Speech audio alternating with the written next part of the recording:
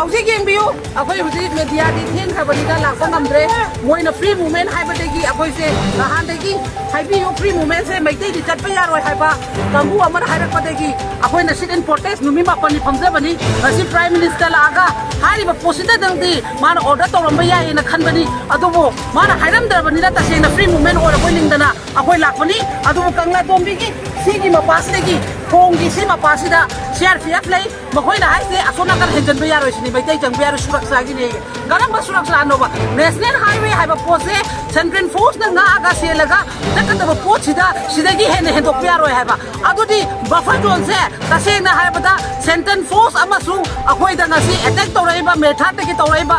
ki su gangu ga punna marara ga thambani mai tai se tase na mai mari puma mangala ge haidana madudina support to bona akoi gi state sarkar amasu center sarkar na support to bani haibase nasi on ground ubi le tu sida le pe ba myam se sida gi hen na chak ma yara hoina chak ma yara mani ko sida ida manipur ki praja free movement होगा हम free movement होगा फिर से